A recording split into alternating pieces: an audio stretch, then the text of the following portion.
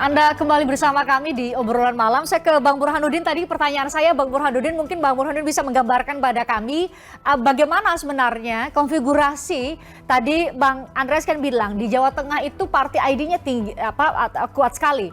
Tapi bagaimana gambarannya dengan konfigurasi mereka yang memilih PDIP, apakah juga serta-merta memilih Pak Jokowi atau apakah mereka yang memilih Pak Jokowi serta-merta memilih PDIP? Kita kaitkan dengan keyakinan Kang Aceh tadi bahwa diharapkan Mas Gibran bisa mendapatkan, dengan kehadiran Mas Gibran bisa ada efek Jokowi di kubu Koalisi Indonesia Maju. Gimana Bang Burhanuddin? Ya, memang betul ya. Jawa Tengah punya sikap partisan yang sangat tinggi terhadap PD Perjuangan. Kita tahu ada puluhan kepala daerah yang merupakan kader PD Perjuangan, kemudian banyak sekali calon kepala daerah, terutama gubernur, yang mulai dari nol ya, from nobody to somebody. Orang seperti Bibit Waluyo itu pertama kali diusung oleh PD Perjuangan di periode pertama, itu mulai dari nol sampai kemudian menang. Di periode kedua, dia maju melalui Partai Demokrat.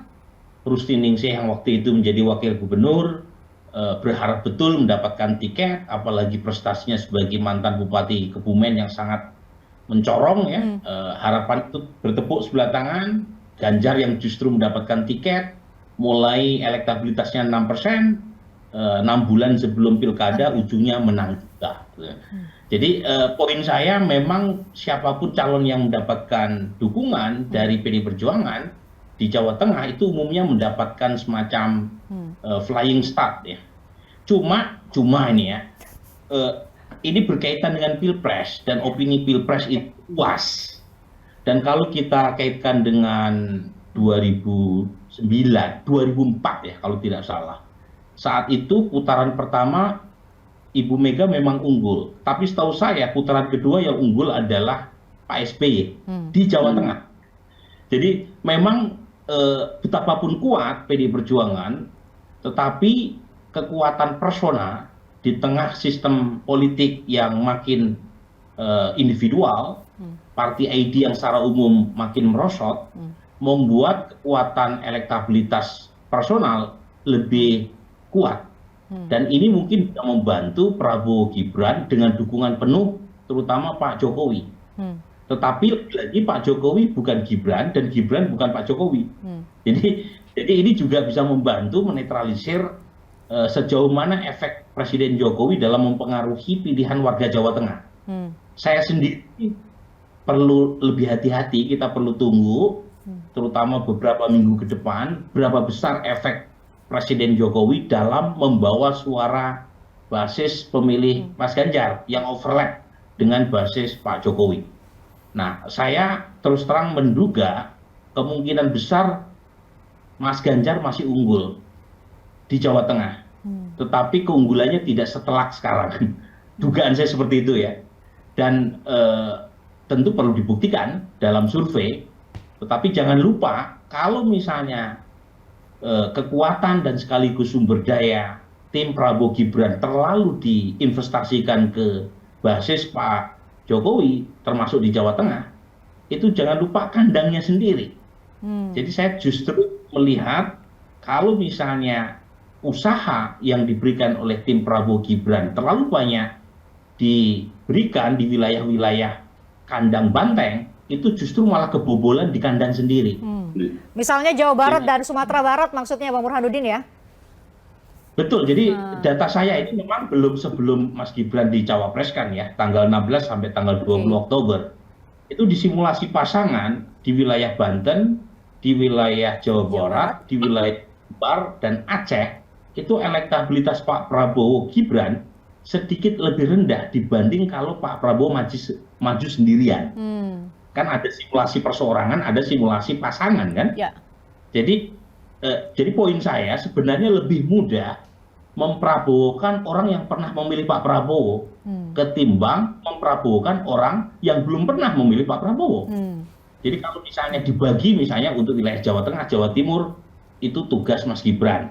Tetapi kandangnya Pak Prabowo jangan ditinggalkan. Nanti jangan-jangan dua capres yang didukung oleh Bung Andreas sama Bung Aceh bertarung, yang masuk putaran kedua satu lagi gitu loh. Justru, Nah ini yang indikasi itu ada, gitu ya. Iya. Karena data saya ini penting ya. hmm, Isu dinasti ini kan kuat sekali dimainkan oleh pendukung Bung Andreas. 47% merasa khawatir ya politik dinasti. Putusan MK juga kencang sekali, Denny Siregar memainkan situ.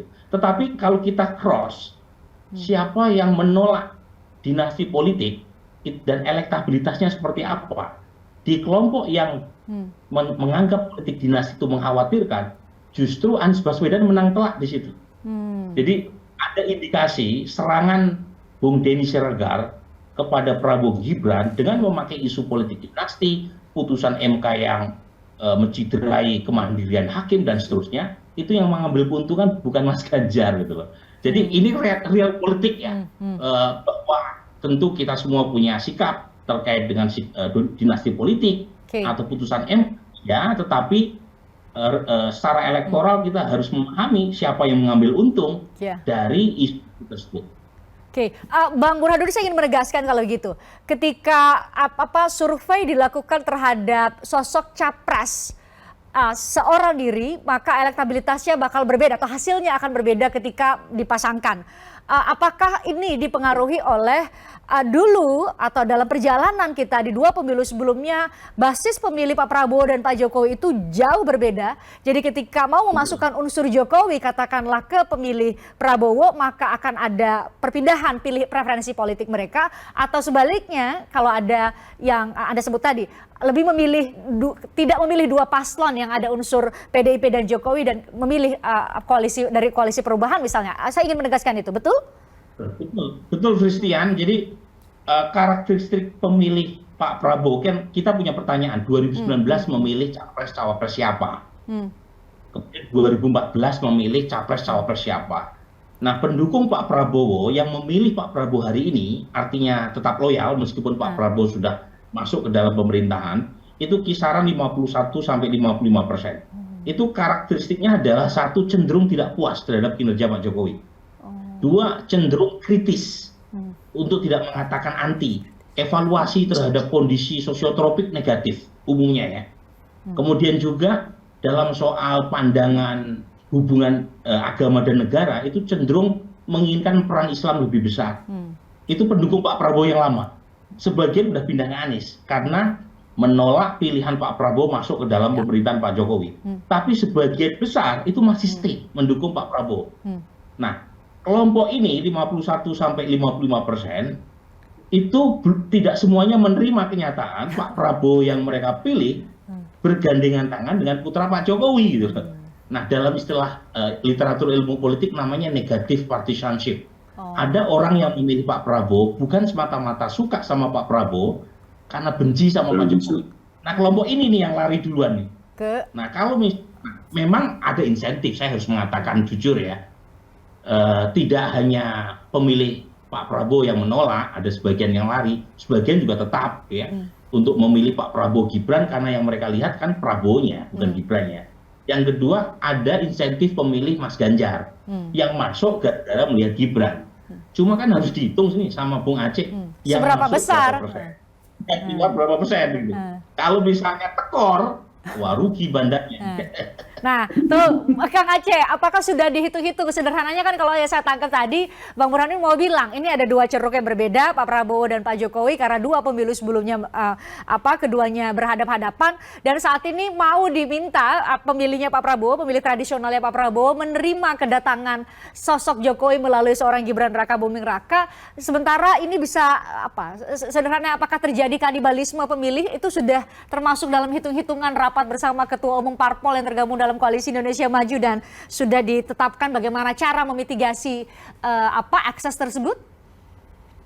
Iya, ketika Pak Prabowo menjadi pembantunya Presiden Jokowi, ya kan kita lihat pada awalnya mungkin publik akan merasa surprise ya, tetapi di luar dugaan kita juga. Ternyata penerimaan publik terhadap keberadaan Pak Prabowo ketika bergabung dengan Presiden Jokowi dalam beberapa tahun setelahnya, ternyata ya mereka menerima. Artinya secara elektoral sesungguhnya sikap Pak Prabowo yang sama dengan Presiden Jokowi bagi masyarakat tentu tidak terlalu menimbulkan resistensi yang cukup besar, kecuali mungkin tadi disampaikan oleh Mas Burhan ada rata-rata 20-23% yang kemudian yang jenis pemilih yang mereka memilih Prabowo karena nggak suka sama Pak Jokowi, itu larinya ke Anies, gitu, kira-kira begitu. Nah, tetapi Pak Jokowi sendiri sesungguhnya memiliki harder voters, gitu ya, memiliki pemilih yang saya yakin bahwa mereka tergantung dari kemana nanti Presiden Jokowi akan memberikan menjatuhkan pilihannya. Nah, pada saat yang bersamaan tentu kita tahu bahwa Pak Prabowo sendiri memiliki pemilih yang sangat kokoh, gitu ya. Dan itu saya percaya sekali bahwa pemilih Presiden Jokowi yang kokoh itu bisa terlihat misalnya dari representasi pemilih yang ada di Jawa Barat, Banten, ya, yang memang menurut saya hingga saat ini, mungkin saya kira data Mas Burhan juga menunjukkan masih teramat tinggi dibandingkan dengan capres-cawapres lainnya, sekalipun ya dengan pemilihnya Pak Anies, gitu ya. Nah, dengan keyakinan itu, apa yang tadi disampaikan oleh Mas Burhan, jangan sampai kandang sendiri ditinggalkan, lalu kemudian lari ke kandang lain yang belum tentu bisa didapatkan. Nah, karena itu kami di Partai Pendukung Koalisi Indonesia Maju juga menempatkan ya kekuatan para tokoh-tokoh di kandang-kandang kita ini, gitu ya.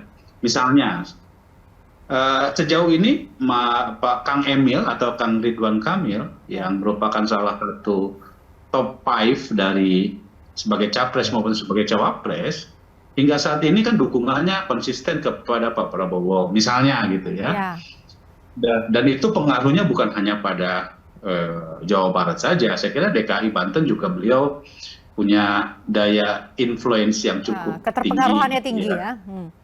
Ya, menurut saya sejauh ini kan tidak ada masalah. Makanya kemudian Partai Golkar meminta beliau, ya termasuk kepada kami juga, untuk menjadi pasukan tempur di Jawa Barat, gitu ya, dan tentu di Banten, untuk menjaga suara supaya misalnya, walaupun tentu ini saya kira masih menduga-duga soal posisi Mas Gibran yang dinilai misalnya oleh sebagian orang mengatakan tidak memiliki daya efek elektoral terhadap pasangan tadi yang disampaikan dibandingkan dengan Pak Prabowo maju sendiri. Walaupun tentu ini perlu diuji lebih jauh lagi, gitu ya.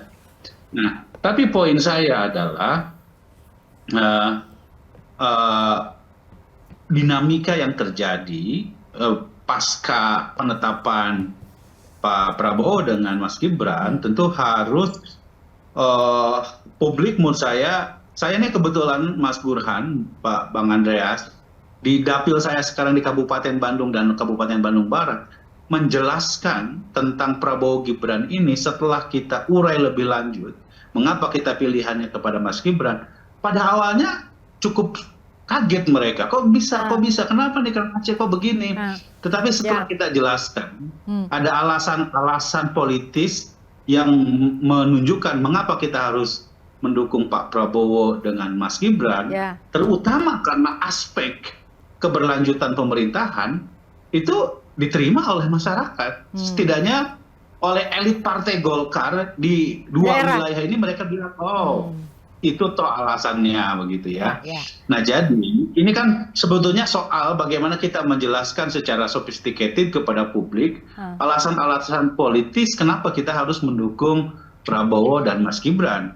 Dan tentu yang paling utama saya kira adalah bahwa kalau Partai Golkar sendiri dari sejak awal menempatkan dukungan kepada Pak Prabowo dan Mas Gibran ini adalah dalam rangka pertama tentu kita sadar betul bahwa keberlanjutan pemerintahan Presiden Jokowi ini tetap harus dijaga, dan untuk memastikannya maka secara DNA-nya Jokowi ini baik secara biologis maupun secara secara ideologis ya harus bisa dijelaskan ke publik bahwa Mas Gibran dan Pak Prabowo ini dan selama ini kan saya kira kalau kita lihat dari segi kinerja Pak Prabowo di dalam pemerintahan kan justru di luar dugaan kita juga yang biasanya suka beliau malah memuji banyak sekali dari kebijakan Presiden Jokowi yang dulu dikritiknya sekarang malah menjadi visi misinya Presiden Capres Prabowo Gibran gitu.